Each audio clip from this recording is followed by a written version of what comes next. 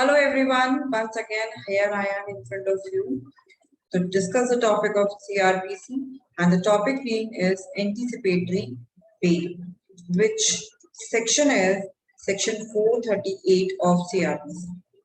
जो पॉइंट्स हम आज डिस्कस करेंगे वो ये है कि what is the meaning of anticipatory bell, ये किस स्टेज पर ग्रांट की जाती है, कौन इसे ग्रांट करता है, कौन करता है इसको, high court and court of session grant करते हैं, how this bail is different from regular bail and for how much period this bail is granted, और अगर एक बार ये बेल अगर कैंसिल हो गई है तो क्या दोबारा से ये बेल हमें सक्सेसिवली मिल सकती है. So these all are the points which I will discuss here in this video. Let's start the topic. What is the meaning of anticipatory bail?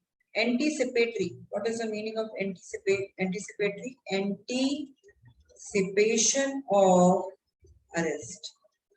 See, हमें बेल, हम बेल कब लेते हैं? अरेस्ट होने पर लेते हैं.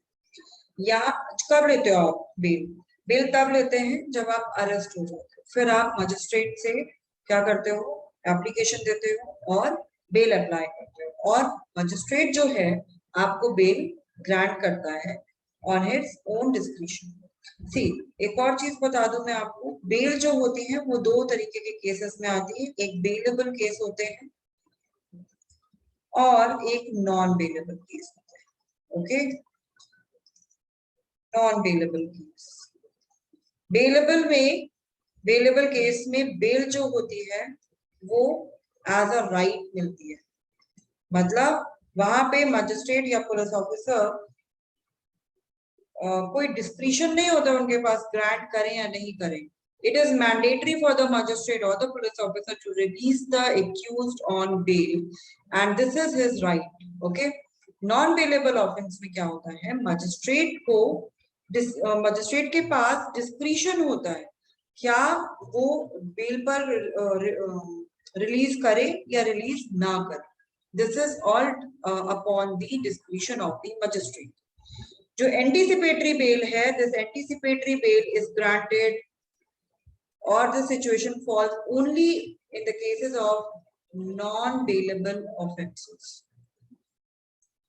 अगर बेलेबल होगा तो हमें एंटीसिपेटरी बेल की जरूरत ही नहीं पड़ेगी. ठीक है, नॉन बेलेबल ऑफेंसेस जो होते हैं वहीं पर हमें एंटीसिपेटरी बेल की जरूरत पड़ती है. इसका मीनिंग क्या होता है? एंटीसिपेशन ऑफ बेल, मतलब अभी तक आप अरेस्ट नहीं हो, you are in anticipation that you may get arrest in future. Okay, अभी तक अरेस्ट नहीं हो, फ्यूचर में अरेस्ट हो सकते हो, इसलिए आपने आज ही बेल अप्लाई कर दिया. Quite different from the regular bail. Okay, regular bail में क्या होता है, जब आप अरेस्ट हो जाते हो फिर आप बेल अप्लाई करते हो. यहाँ क्या हो रहा है, आप अरेस्ट नहीं हुए हो उसके बाद भी आप बेल अप्लाई कर रहे हो. Yes, you can apply even before arresting and that bail called anticipatory bail. Okay, ये कब मिलती है? अरेस्ट होने से पहले. स्टेज क्या है? Before getting arrest. अगर आप एक बार अरेस्ट हो गए, if you get arrested then please make a note, anticipatory bail नहीं मिलेगी. ठीक है, नॉट ग्रांट. आपको अगर कुछ मिलेगा तो वो मिलेगा regular bail. You have to apply for the regular bail but not the anticipatory bail. Okay, now who grant the anticipatory bail? High court and court of session under section 439. दोनों के पास concurrent jurisdiction है, या तो आप court of session के पास जाइए या आप high court के पास जाइए. लेकिन प्रैक्टिस यही कहती है कि आप पहले court of session के पास जाइए. अगर court of session ने रिफ्यूज कर दिया तो आप high court के पास जाइए. अगर आप डायरेक्टली high court के पास चले गए और high court ने रिफ्यूज कर दिया तो फिर आप court of session के पास नहीं जा सकते. ठीक है, then how it is different from regular bail? Regular bell से डिफरेंट इसलिए क्योंकि रेगुलर बेल में तो अरेस्ट होने के बाद आपको बेल मिलती है, और यहाँ क्या हो रहा है, अरेस्ट होने से पहले ही आपको बेल ग्रांट होती है. बल्कि एंटीसिपेटरी बेल जो होती है वो इफेक्टिव ही जो होती है वो अरेस्ट होने के बाद होती है. ठीक है, then for how much period this bail is granted? This bail is granted for till the conclusion of trial. पर ऐसा कुछ सेक्शन कहता नहीं है, लिमिटेड पीरियड के लिए भी हो सकती है, लेकिन प्रैक्टिस में टिल कंक्लूजन ऑफ ट्रायल तक ही दिया जाता है. लिमिटेड पीरियड के लिए दिया गया, लेट सपोज 3 मंथ्स के लिए, 2 मंथ्स के लिए, तो 2 महीने बाद दोबारा से फिर वो पुलिस ऑफिसर जो अरेस्ट कर सकता है, ठीक है। और उसके बाद फिर रेगुलर बेल मिलेगी आपको, ठीक है। यस, क्या ये एंटीसिपेटरी बिल कैंसिल हो सकती है? तो yes, anticipatory bill can be cancelled on the grounds if the जो एक्यूज्ड जो बेल पर रिलीज हुआ है, if he has breach any of the condition of the bail bond, तो वो कैंसिल हो सकती है। हाँ, और अगर एक बार वो कैंसिल हो गई तो फिर सक्सेसिवली उसको वो नहीं मिलेगी। हाँ, he can apply for regular bail, regular bail मिल जाएगी पर दोबारा से एंटीसिपेटरी बेल नहीं मिलेगी। अब एक बहुत इंपॉर्टेंट पॉइंट है, एंटीसिपेटरी बेल क्या है मैंने बता दिया, कौन ग्रांट करते हैं ये भी बता दिया, कितने पीरियड के लिए मिलता है ये भी मैंने बता दिया, और भी चीजें बता दी। पॉइंट ये है कि एंटीसिपेटरी बेल मिलती है तो क्या आप अरेस्ट नहीं होगे? इम्यूनिटी हमें किस चीज से मिलती है? इम्यूनिटी अरेस्ट से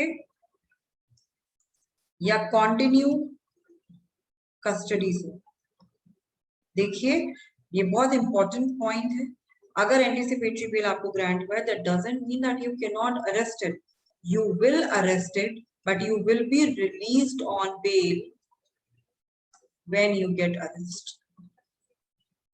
तो अल्टीमेटली होता क्या है कि एक नॉन बेलेबल ऑफेंस कन्वर्ट हो जाता है, converted into bailable offence, okay. और इम्यूनिटी आपको मिलती है कॉन्टिन्यू कस्टडी से, ठीक है। आप कॉन्टिन्यू कस्टडी में नहीं रहोगे। होगा क्या, जब भी पुलिस ऑफिसर आपको अरेस्ट करने जाएंगे, they will release you on bail, आपको एक बॉन्ड साइन करना होगा, सिक्योरिटी देनी होगी, और जब जब उनको रिक्वायरमेंट होगी आपसे पूछताछ करने की, तो एक्यूज को कोऑपरेट करना होगा उस इन्वेस्टिगेशन में। This is the condition of the anticipatory bell. और भी कंडीशन हो सकते हैं जो कोर्ट लगा सकती है। I hope you understand what is anticipatory bail and other provision related to anticipatory bail. And this is it for today's topic. I hope you like the content of the video. Please hit the like button and subscribe my channel. Thank you so much. Bye bye. Take care.